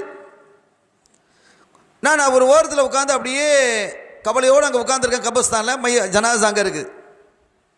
பார்த்தா இரவு ஆனதுக்கு பிறகுதான் தெரியுது, அதிலிருந்து கபருக்குள்ளேருந்து ஒரு நெருப்பு தெரியுது. அப்போ நான் கேட்டேன், என்னப்பா உள்ள நெருப்பு தெரிகிற மாதிரி தெரியுதே, கபருக்குள்ள நெருப்பு வெளிச்சம் வருதே அப்படின்ட்டு. அப்போ அவர் இதெல்லாம் தெரியக்கூடாதுன்னு அவர் நினச்சிருப்பார். ஒரு தண்டனையாக இருக்கலாம், கபருக்குள்ளே நெருப்பு வந்தால் தண்டனை தானே அப்படிங்கிறது அடிப்படையில் அவர் சொல்லாமல் இருந்திருக்கலாம். அவங்க ரொம்ப வருத்தப்படுவாங்க அப்படிங்கிறதுக்காகவே அவர் சொல்லாமல் இருந்திருக்கலாம். ஆமாம், என்னுடைய அவங்க அடக்கப்பட்ட அந்த காலத்துலேருந்து ஒவ்வொரு இரவும் அங்கே ஒரு அடக்கப்பட்ட நாங்கள் காலத்துலேருந்து நாங்கள் பார்க்குறோம், அங்கேருந்து அந்த இரவில் அந்த நெருப்பு வெளிச்சம் தெரியத்தான் செய்யுது அப்படின்னு. எனக்கு ரொம்ப சங்கடமாக போயிடுச்சு. என் மனைவி சாலிஹத்தான ஒரு பெண் அல்லவா,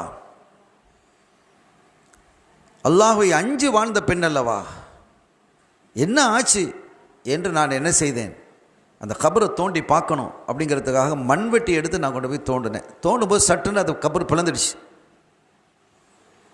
பிளந்தால் அங்கே நெருப்புலாம் ஒன்றும் இல்லை, அங்கே நெருப்பு எதுவும் இல்லை. அந்த கபூர் பிரகாசமாக இருக்கு, கபரு பிரகாசமாக இருக்கிறது. என் மனைவி படுத்து கிடக்கிறாங்க, மையத்தாக படுத்து கிடக்கிறாங்க. என் மையத்தினுடைய மடியிலே இந்த குழந்தை இருந்தது. என் மனைவியினுடைய மடியிலே இந்த குழந்தை இருக்கிறது. அது உருண்டுகிட்டே வருது, சுத்தி சுத்தி வருது அந்த குழந்தை. எனக்கு பெரிய ஆச்சரியமாக இருந்தது. ஒரு அசரீரி முழங்கியது, யா முஸ்தவதி, அல்லாஹ்விடத்திலே பாதுகாப்பாக கொடுத்துவிட்டு சென்றவனே, அல்லாஹ்விடத்திலே பொறுப்பு சாட்டி சென்றவனே, ஹுது வதியஅத்தக, உன்னுடைய பிள்ளையை நீ எடுத்துக்கோ, நீ எதை அமானிதமாக கொடுத்தாய் அதை எடுத்துக்கோ அப்படின்னு சொன்னதும் நான் எடுத்துக்கிட்டேன். இப்போ பாருங்க, அந்த சப்தம் வருது, அடுத்து தொடர்ந்து அது சொல்லுது, அல்லாஹ்வின் புறத்திலிருந்து வரக்கூடிய அந்த அசரீரி, நீ உன் பிள்ளை எடுத்துக்கப்பா, நீ பாதுகாப்பு தேடிட்டு போனால என்கிட்ட, நான் உன் பிள்ளையை பாதுகாத்து உன் கையில் ஒப்படைச்சிட்டேன். ஹுது வதியஅத்தக், உன்னுடைய அந்த பிள்ளையை நீ என்ன செய், பாதுகாப்பாக நீ என்னை தந்தாயோ அதை நீ எடுத்துக்கோ, நான் ஒப்படைச்சிட்டேன், சரியா. ஆனால் இஸ்தௌதஅத உம்மஹா, அந்த பிள்ளையினுடைய உம்மாவையும் நீ என்னிடத்துல பாதுகாப்பு தந்து போனால் நான் அதையும் தந்திருப்பேன் உன்ட்ட. நீ என்ன சொன்னா, அஸ்தௌதிஉல்லாஹ மாஃபி பத்னிக், உன் மனைவி பார்த்து நீ சொன்னா உன் வயிற்றில் இருப்பதை அல்லாஹ்விடத்தில் நான் ஒப்படைக்கிறேன், அப்படிதான் சொன்னா. நீ அதோடு உன்னையும் நான் ஒப்படைக்கிறேன் என்று சொல்லி இருந்தால் அந்த மனைவியும் சேர்த்து தந்திருப்பேன் அல்லாஹ். இதுதான் நடந்தது என்று அவர் என்ன செய்த, இந்த பிள்ளைய இப்படி நடந்தது அமீருல் மோமினீன் என்று அவர் சொல்லி காட்டினார். எப்படிப்பட்ட ஒரு பாதுகாப்பை அல்லாஹ் தருகிறான், எப்படி ஒரு பொறுப்பை ஏற்றுக்கொள்கிறான். நீங்கள் கொஞ்சம் யோசிச்சு பாருங்க, இந்த மாதிரி நடக்க முடியுமா? யாராவது இத்தகைய பொறுப்பை ஏற்றுக்கொள்ள முடியுமா? ரப்பை தவிர வேறு யாராலும் இந்த பொறுப்பை சுமக்க முடியுமா என்ன? அப்படி ஒரு அற்புதமான பொறுப்பாளனாக அல்லாஹ் இருக்கிறான். நிஅமல் வக்கீல், பொறுப்பு சாற்றப்படக்கூடியவர்களில் அல்லாஹ் மிக சிறந்தவன் என்று அல்லாஹ் சொல்றான். எனவே அல்லாஹ்வையே தன்னுடைய பொறுப்பாளனாக அவுலியாக்கள் என்ன செஞ்சிருவாங்க, தேர்வு செய்வாங்க. வேற யாரையும் தன்னுடைய பொறுப்பாளர்களாக தேர்வு செய்ய மாட்டாங்க. அல்லாஹ்வே காவல்னு இருந்துருவாங்க. அதனால தான் பயணம் போகும் பொழுதெல்லாம் அடுத்தவங்கள்ட்ட பயணம் சொல்லிட்டு போகணும், அல்லாஹ் காவல்னு சொல்லி அனுப்புகிறாங்களா இல்லையா? மஹாபாக்கள் எவ்வளோ அழகாக சொல்லி தந்திருக்கிறாங்க. பயணம் போகும்போது யார்கிட்டையாவது நம்ம வீட்டில் பயணம் சொல்லிட்டு போகணும். சும்மா சர்ப்ரைஸாக நான் வந்துட்டு இங்கே சென்னையில் வந்துக்கிட்டு நான் சென்னைக்கு வந்துட்டேன் அப்படி ஒரு சர்ப்ரைஸாக சொல்கிறது, இது பாதுகாப்பான விஷயம் அல்ல. நம்ம போகும்போது நமக்காகவே அவங்க துஆ செய்வாங்க, நம்ம அல்லாஹ்விடத்தில் நம்முடைய குடும்பத்தை ஒப்படைச்சிட்டு போகணும். இதெல்லாம் ஸல்லல்லாஹு அலைஹி வஸல்லம் நமக்கு சொல்லி தந்தது, அது நமக்கு வழிகாட்டி இருக்கிறாங்க. அந்த வழிகாட்டுதல் படியாக நடக்கணுமா இல்லையா? அப்படி வாழ்ந்த பெருமக்கள் தான் அவுலியாக்கள்.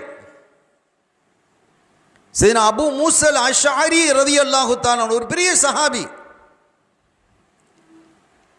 யமனிலிருந்து பல குடும்பங்களை அழைத்து கொண்டு ஹிஜ்ரத் செஞ்சாங்க, மதீனாக்கு வந்தாங்க. 80 பேரோட வர்றாங்க.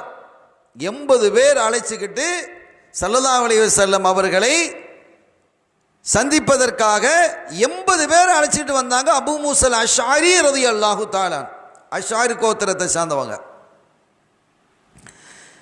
ரொம்ப இனிமையான குரலை உடையவர்கள். அவங்கள பார்த்து ஸல்லல்லாஹு அலைஹி சொன்னாங்களா, அபூ மூஸல் அஷ்அரி, தாவூத் அலைஹிஸ்ஸலாம் அவர்களுக்கு கொடுக்கப்பட்ட குரல் வளம் போன்று உங்களுடைய குரல் இருக்குது. நாங்கள் அவ்வளோ அழகாக ஓதுவாங்களாம் குரானை. அப்போ ஆரம்பத்தில், இது ஆரம்ப கட்டத்தில் இஸ்லாத்துக்கு வர்றாங்க, ஹிஜ்ரத்து செய்கிறாங்க. மக்காலேருந்து மதீனாவுக்கு வந்தவங்க மட்டும் முஹாஜிர் இல்லை.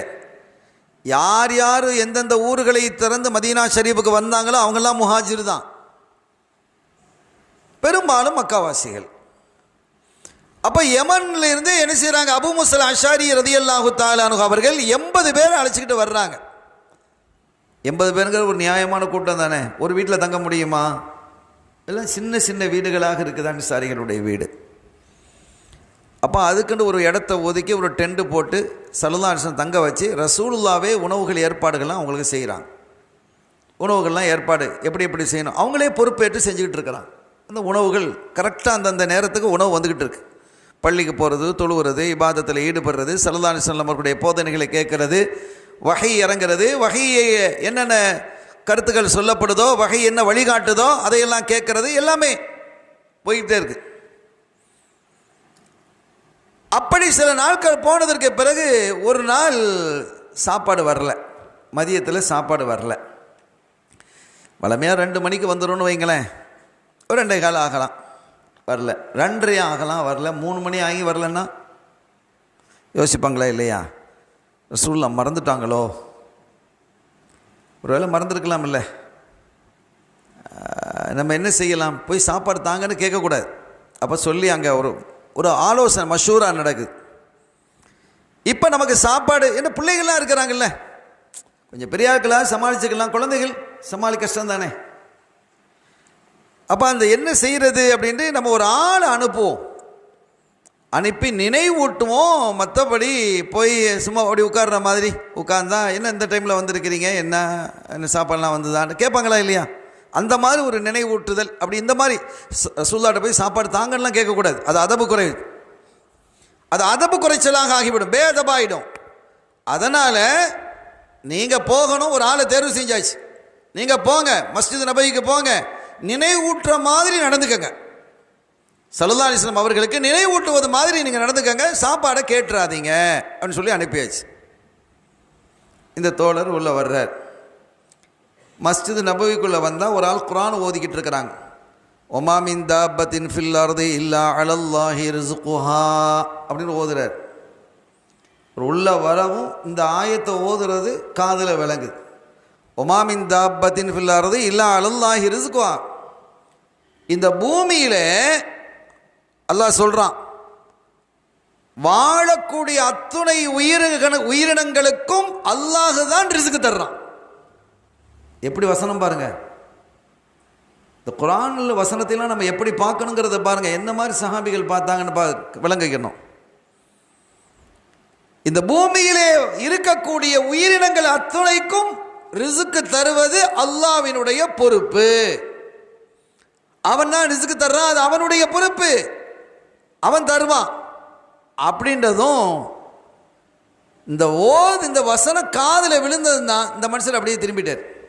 ரசூலுல்லாஹ்ட்டெல்லாம் போகலை, அப்படியே திரும்பியாச்சு. அப்போ திரும்பி வந்ததும் அங்கே உள்ள ஆட்கள் கேட்டாங்க, என்ன அப்படின்ட்டு கேட்குறாங்க. என்னாச்சு, போனீங்களா? இல்லை, சாப்பாடு ரெடி ஆகிட்டு இருக்கு, சாப்பாடெலாம் ரெடி ஆகிட்டு இருக்குது அப்படிங்கிறார் இவர். அப்படியா? அப்போ அவங்களுக்கு என்ன தெரியும், சரி சாப்பாடு ரெடியாக கொஞ்சம் இன்றைக்கி டிலே ஆகிட்டு போல இருக்குது, சாப்பாடு சமைச்சிட்டு இருக்கிறாங்க போல இருக்குது, 80 பேருக்குள்ள வரணும். அப்போ சரி அப்படின்னு சொல்லி இருந்துட்டாங்க. அப்படி கொஞ்சம் உட்காந்துருக்குறாங்க. கொஞ்சம் நேரத்தில் 2 பேர் வர்றாங்க, பெரிய பாக்ஸோடு வரப்படுது. சாப்பாடு வந்து இறங்கிடுச்சு. சாப்பாடு எல்லோரும் சாப்பிட்றாங்க. சாப்பிட்டா வளமையை விட டேஸ்ட்டாக இருக்குது, நல்ல சுவையான சாப்பாடு. நல்லா சாப்பிட்டாங்க. சாப்பிட்டதுக்கு பிறகு நிறைய மிஞ்சி போயிடுச்சு. அப்போ மிஞ்சிய சாப்பாடு, எத்தனையோ ஏழை மக்கள் ரசூலுல்லாஹ்ட்ட வந்துக்கிட்டே இருப்பாங்க. அதனால் இந்த சாப்பாடை ரசூலுல்லாஹ்ட்டே கொடுத்து விட்ருவோன்னா, அந்த 2 பேர்கிட்டையும் நீங்கள் ரசூலுல்லாஹ்ட்டே போய் கொடுத்துருங்க, சாப்பாடை நீங்கள் என்ன செஞ்சுருங்க, கொடுத்துருங்க அப்படின்னு சொல்லிட்டு சாப்பாடு கொடுத்து அனுப்பிட்டு கொடுத்துட்டாங்க. அவங்க 2 பேரும் போயிட்டாங்க. அந்த 2 பேரும் போயிட்டாங்க. போனதற்கு பிறகு சஹாபிகளை சில பேர் சல்லல்லாஹு போனாங்க, யாரை சொல்லலாம், இன்றைக்கி சாப்பாடு ரொம்ப அதிகமாகவும் இருந்தது, ரொம்ப ருசியாகவும் இருந்தது, வளமையை விட ரொம்ப சுவையாக இருந்தது. வேறு சஹாபிகள் போய் அந்த யமன்லேருந்து வந்தவங்க போய் சந்திக்கிறாங்க சல்லல்லாஹு பார்த்து, வளமையாக நாங்கள் சாப்பிட்டதை விட ரொம்ப ருசியாகவும் இருந்தது, அளவும் அதிகமாக இருந்தது. சல்லல்லாஹு சொன்னாங்க, நான் சாப்பாடு கொடுத்து விடலையே, இன்றைக்கி நான் சாப்பாடு கொடுத்து விடலையேன்னாங்க. இல்லை நான் சாப்பாடு வந்ததே, ரொம்ப அருமையான சாப்பாடாக இருந்தது. இப்போ சஹாபிகள் கேட்டாங்க, நீங்கள் எதாவது கொடுத்து விட்டீங்களா? இல்லை நாங்கள் யாரும் கொடுத்து விடலை. ذَلِكَ شَيْءٌ رَزَقَكُمُ اللَّهُ, அது அல்லாஹ் உங்களுக்கு வழங்கிய உணவு அப்படின்னு ஸல்லல்லாஹு அலைஹி வஸல்லம் சொல்கிறான். யோசிச்சு பாருங்க. இப்போ அந்த சஹாபிகளை நீங்கள் யோசிக்கணும். ரசூலுல்லாஹ்ட்ட வந்து நினைவூட்டுவதற்காக வந்த அந்த சஹாபி இந்த ஆயத்து காதில் விளங்குனது திரும்பிக்கிட்டாங்களா இல்லையா? இந்த வசனத்தின் மீது, அல்லாஹ்வினுடைய சொல்லின் மீது அவர்களுக்கு இருந்த நம்பிக்கையை நீங்கள் பாருங்கள். எவ்வளோ ஆச்சரியமான நம்பிக்கை இல்லையா இது? அப்படி ஒரு நம்பிக்கை நமக்கு இருக்குதா? நம்ம திரும்பி போவோமா? அவர் என்ன ஓதுனாலும் என்ன மண்டையில் ஏறுமா நமக்கு? எனவே அப்படிப்பட்ட தவக்கல் உள்ளவர்களாக, நம்பிக்கை கொண்டவர்களாக இந்த பெருமக்கள் திகழ்ந்தார்கள், அவுலியாக்கள் திகழ்ந்தார்கள். அல்லாஹ்வின் மீது அவ்வளவு நம்பிக்கை வச்சிருந்தான். கண்ணியத்திற்குரிய பெருமக்களே, இன்னொரு தகவலோடு நான் நிறைவுபடுத்துகிறேன் இன்ஷா அல்லாஹ். தாவூத் அலைஹிஸ்ஸலாம் அவர்களிடத்தில் அவங்க வந்து ஒரு பெரிய அரசராக இருந்தாங்க, ரொம்ப பெரிய பிரம்மாண்டமான ஆட்சி. அவர்களிடத்தில் ஒரு பெண்மணி வர்றாங்க. அந்த பெண்மணி வந்து கொஞ்சம் கோபமாக இருக்கிறாங்க. கொஞ்சம் வயசான பொம்பளை, கொஞ்சம் கோபமாக இருக்கிறாங்க. வந்து என்ன தீர்ப்பு நடந்துக்கிட்டே இருக்கும். பெரிய நீதிபதியும் ஒன்றா தாவூத் அலைஹிஸ்ஸலாம். மக்களினுடைய பிரச்சனைகளை தீர்ப்பதற்காக ஒரு நேரத்தை ஒதுக்கி மக்கள்கிட்ட வரக்கூடிய பிரச்சனைகளுக்கெல்லாம் தீர்வு சொல்லிட்டு இருப்பாங்க. கோர்ட் நடக்கும். அவங்க நீதிபதியாக இருந்து அதுக்குண்டான விளக்கங்கள்லாம் சொல்லிட்டு இருப்பாங்க. அப்போதான் அந்த பொம்பளை வர்றாங்க. கொஞ்சம் சுடுன்னு நிற்கிறாங்க, கோபமாக இருக்குது. அவங்க சொன்ன வார்த்தை கொஞ்சம் கடுமையான வார்த்தை. அந்த பொம்பளை சொன்ன வார்த்தை, அரப்புக்க லாலிமுன் நம் ஆதிலுன். தாவூத் அலைஹிஸ்ஸலாம் அவர்களே, நபியே தாவூத் அலைஹிஸ்ஸலாம் அவர்களே, உங்க ரப்பு அநீதக்காரனா நீதக்காரனா? நீதியாளனா அநீதக்காரனா? கொஞ்சம் கோவம் வந்தது. யாருக்கு?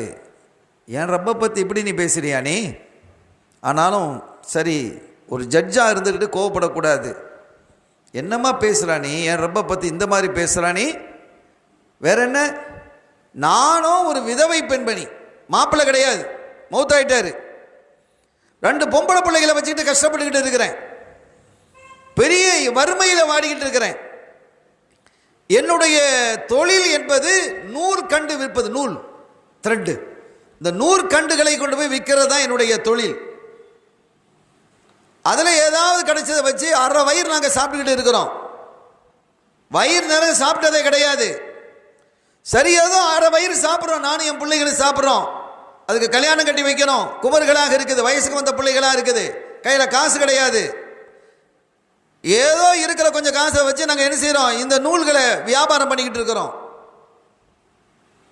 அப்படி வியாபாரம் பண்ணி கொண்டு இருக்கும்போது நேற்று அந்த நூல்களை விற்பதற்காக நான் கடை தெருவுக்கு போகிறேன். ஒரு பறவை வந்து என்னுடைய தலையில் இருந்து அந்த நூலு கண்டு பைய தூக்கிட்டு போயிடுச்சு. இப்போ நான் இன்னைக்கு ஏதாவது விற்றா தான் நான் என் பிள்ளைகளுக்கு சாப்பாடு, பசியோட பட்டினியோடு இருக்கிறேன். நேற்றைய தினம் இது நடந்தது.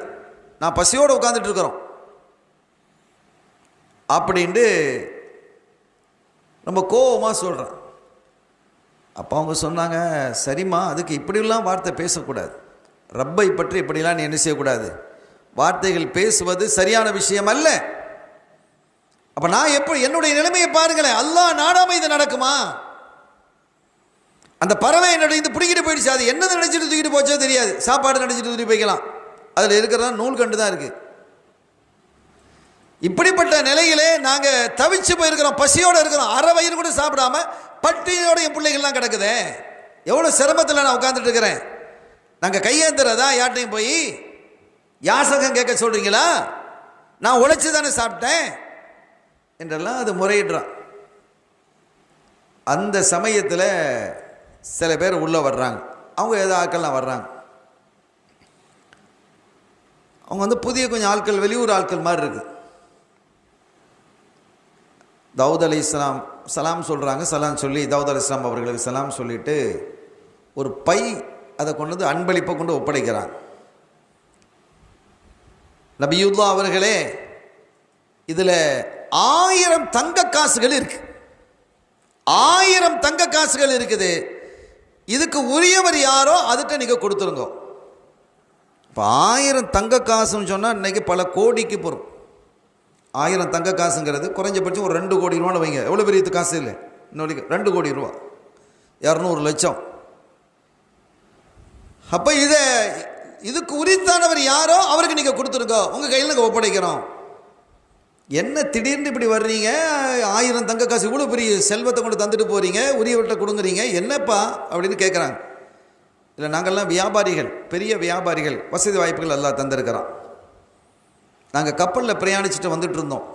சரக்குகள் இருந்தது, கோடிக்கணக்கான அளவுக்கு சில சரக்குகள் அதில் இருக்குது.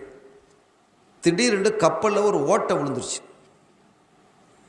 ஓட்டை விழுந்து தண்ணியெல்லாம் கப்ப கப்ப கப்ப கப்பன்னு உள்ளே வந்துச்சு.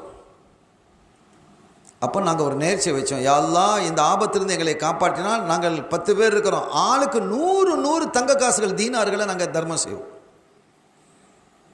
1000 திர்ஹம், 10 பேர், ஆளுக்கு 100 தீனார். தீனாருங்கிறது தங்க காசு. 100 தீனார்களை, 1000 தீனார்களை நாங்கள் என்ன செய்வோம், நாங்கள் கொடுப்போம், தர்மம் செய்வோம். ரஹ்மானே எங்களை காப்பாத்துன்னு சொல்லி கொஞ்சம் நேரம் இருக்கும். தண்ணி வந்துகிட்டு இருக்க உள்ள, எங்களுக்கு பயம்.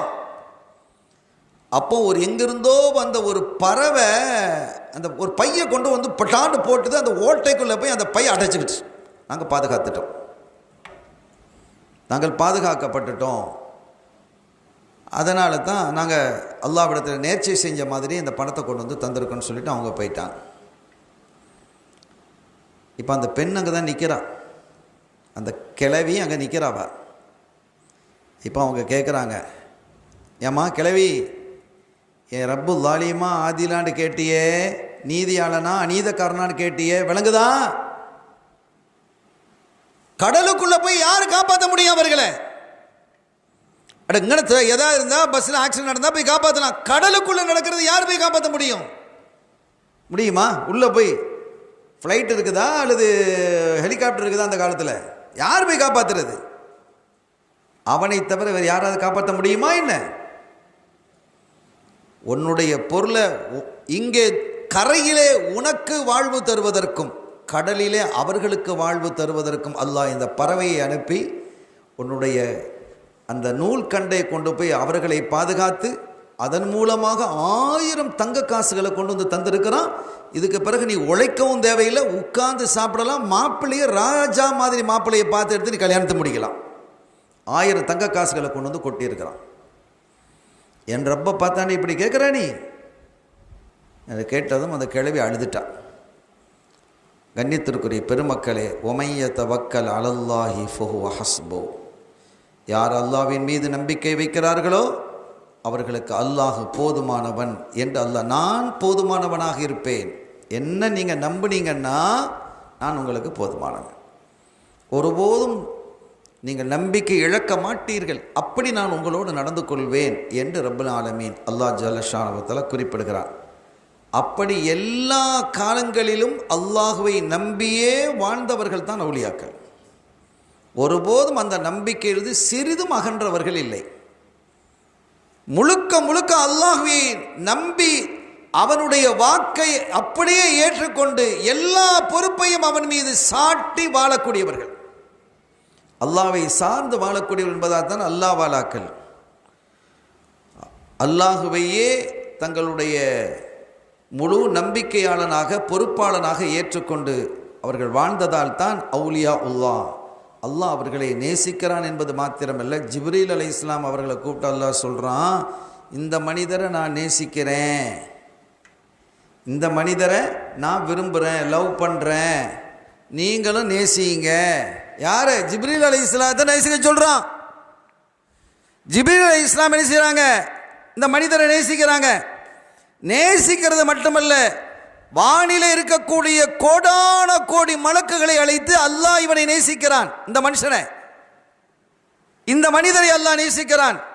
என்னையும் நேசிக்க சொன்னான், நானும் நேசிக்கிறேன், நீங்கள் எல்லாரும் நேசியுங்கள் அவரை. எல்லா மலக்குமார்களும் நேசிக்கிறான். அதுக்கு பிறகு மக்களுடைய உள்ளத்தில் அந்த அன்பு போடப்படுது. கோடான கோடான கோடான கோடி மலக்குகள் அந்த மனிதரை நேசிக்கிறாங்கன்னு சொன்னால் அவுலியாக்களினுடைய அந்தஸ்து, அவுலியாக்களுடைய தரஜா எவ்வளோ உயர்வானதுங்கிறது நீங்கள் பாருங்கள். ஜிப்ரீல் நேசிக்கிறாங்க, அல்லாஹ் அதுக்கு மேலே அல்லாஹ்வுடைய நேசம். எத்தனை கோடான மலக்குகளுக்கு அவனுடைய அந்த மலக்குமாருடைய எண்ணிக்கை யாராவது அறிவார்களா? யாரும் அறிய முடியாத எண்ணிக்கை. ஒரு வரலாற்றில் ஒரு செய்தியை சொல்லுவாங்க, ஒவ்வொரு நாளும் 7வது வானிலே பைத்துல் மாமூர் என்ற ஒரு கிப்லா இருக்கு, மஸ்ஜித் இருக்கு 7வது வானத்தில். ஒரு நாளைக்கு 70,000 பேர் உள்ள போறாங்க. உள்ள போறவங்க வெளியில வர்றதில்லை. இப்போ கியாமத்து அந்த உலகம் படைக்கப்பட்ட எவ்வளோ காலம் ஆச்சு? ஒரு நாளைக்கு 70,000 பேர் உள்ள போனா நீங்க படைக்கப்பட்ட அந்த வருஷத்தை கணக்கு போட்டு பாருங்க. ஒரு நாளைக்கு 70,000 பேர் எத்தனை கோடி, எத்தனை கோடி, எத்தனை கோடி மில்லியன். அவ்வளவு பேரும் அந்த அவுலியாவை நேசிக்கிறாங்கன்னு சொன்னால் அவுலியாக்களினுடைய அந்தஸ்து என்னங்கிறத நம்ம புரிஞ்சுக்கிடும்.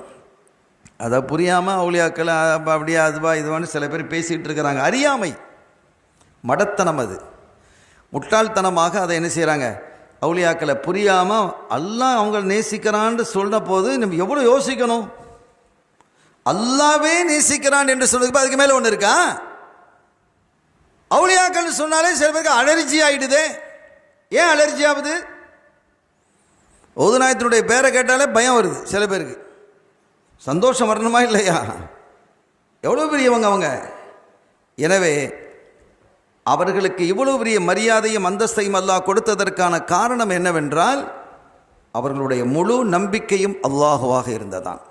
உமைய தவக்கல் அலல்லாஹி வ ஹஸ்பு என்ற ஆயத்திற்கு விரிவுரையாகவே வாழ்ந்தவர்கள், அதனுடைய வசனத்தினுடைய பொருளாகவே கருத்தாகவே தங்களுடைய வாழ்க்கையை அமைத்து கொண்ட அந்த பெருமக்களை நாம் காலமெல்லாம் நேசித்து அவர்களுடைய ஃபைல் என்ற அருள் கொடைகளையும் நாம் பெறுவோமாக.